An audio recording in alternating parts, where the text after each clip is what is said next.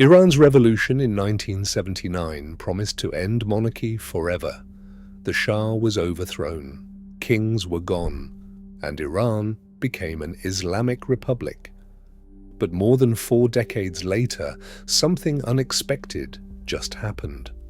The son of Iran's supreme leader, Mojtaba Khamenei, is now emerging as the next leader of the country. And critics say this could turn Iran into something it once promised to destroy: a dynasty. A shadow. Figure Mojtaba Khamenei's life has played out in the margins, far from the spotlight that follows most heirs apparent.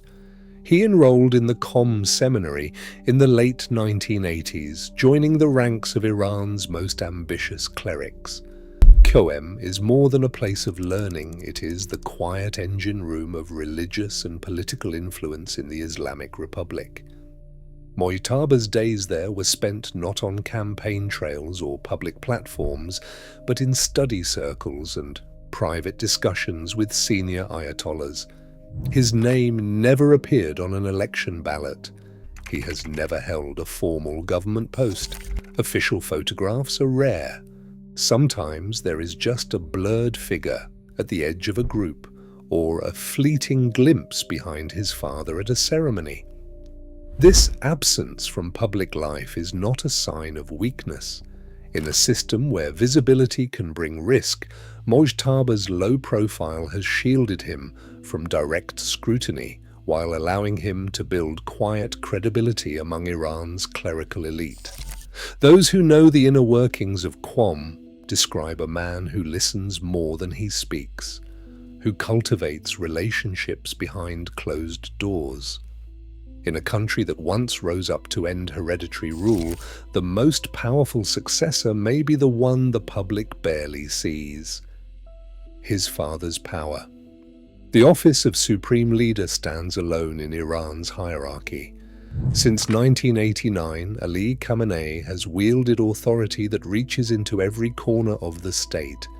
He appoints the heads of the armed forces, including the Revolutionary Guard and the regular military. The judiciary answers to him. So does the state broadcaster, which shapes the national conversation. The Guardian Council, responsible for vetting every candidate in major elections, receives its clerical members at his discretion. Even the president, elected in national contests, cannot act outside the supreme leader's shadow. No law passes without his indirect approval. No major foreign policy decision moves forward without his signature. Economic power flows through charitable foundations and conglomerates whose leadership he selects. The Assembly of Experts, the body that chooses and can dismiss the supreme leader, is itself shaped by candidates screened by councils he influences. In practice, the supreme leader sits at the apex of a system designed for total oversight, with levers that reach from the military barracks to the television studio.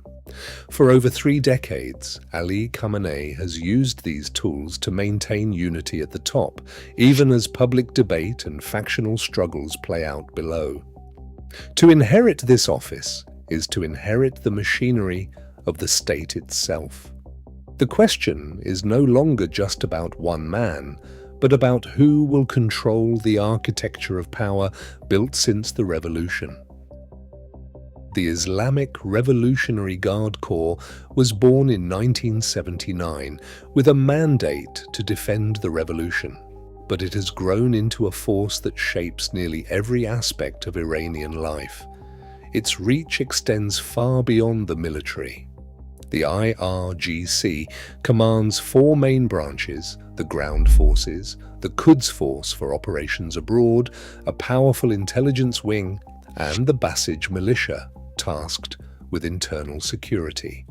Over the decades, the Guard has built a vast economic empire controlling billion-dollar contracts in construction, oil, and telecommunications. Its leaders answer directly to the supreme leader, not the president or parliament. Today, the IRGC stands as a state within a state, an institution with the power to influence who rises, who falls, and who might inherit the Republic's highest office. Ideological clash. The architects of Iran's revolution left little room for doubt. In his book, Islamic Government, Ayatollah Khomeini called hereditary rule un-Islamic, insisting that authority must rest on merit and religious scholarship, not bloodline. The 1979 constitution echoed this, tasking the Assembly of Experts, an elected clerical body, with selecting the supreme leader through consensus, not inheritance. These safeguards were meant to prevent any return to monarchy, a system the revolution had so forcefully rejected. Yet today, as rumors swirl about Mojtaba Khamenei's possible succession, the old anxieties have resurfaced. Reformist clerics warn that a father-to-son transfer would betray the revolution's promise. Public opinion surveys, though limited, reveal deep skepticism, especially among younger Iranians who see any dynastic move as a break with the Republic's founding ideals. The contradiction is hard to ignore. A system born to end hereditary power now faces the prospect of repeating it. The legitimacy of any future leader may depend less on legal procedure and more on whether the public believes those revolutionary principles still hold. Quiet networks. Beneath the surface of Iran's official power structure, Mojtaba Khamenei's connections run deep into the ranks of the Revolutionary Guard. In the late 1980s, he was seen alongside IRGC units near the front lines, forging bonds with commanders who would later rise to national prominence. These relationships did not end with the war. Over the years, Mojtaba has been a regular presence in closed-door strategy meetings where military veterans and clerics debate the future of the Republic. His voice carries weight among those who control the levers of force, men who remember shared hardships and trust built in crisis. Unlike public officials, Mojtaba's influence is personal, rooted in the loyalty of IRGC veterans who see him as both an insider and a survivor. Through these quiet networks, the line between family and institution blurs, making the idea of succession less about formal titles and more about who commands allegiance when it matters most. Iran's future now hangs on how its institutions respond. Three paths stand out. In one, the Assembly of Experts endorses Mojtaba Khamenei without serious challenge. The system carries on, with a new name at the top. Continuity comes, but at the price of deepening doubts about legitimacy. In another, the assembly splits or reformist clerics resist, sparking conflict within the elite. The Islamic Revolutionary Guard Corps is itself divided between pragmatists and hardliners and could become the arena for a power struggle. The third scenario is crisis. If a dynastic succession is seen as illegitimate, unrest could spill into the streets, testing the constitution's emergency tools and the regime's willingness to enforce order.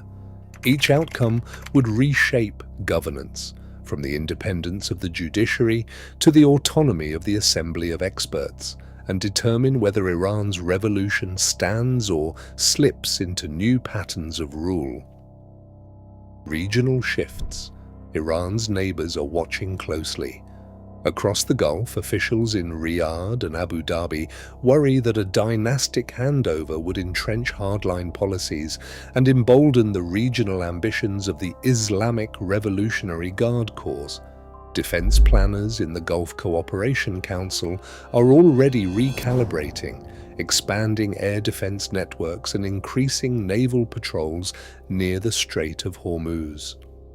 In Washington, analysts warn that any sign of instability or power consolidation could trigger new sanctions or a shift in US posture. Even global energy markets feel the tremor. A spike in the Strait of Hormuz risk premium could push oil prices higher, with every tanker's passage suddenly more uncertain. For the region, Iran's internal succession drama is not just a domestic affair, it is a test of the Middle East's fragile balance. Now, Iran stands at a crossroads, republic or dynasty. The constitution forbids hereditary rule, but power networks say otherwise. Which path defines Iran's future? That answer shapes the region, and it shapes history. Share your thoughts below.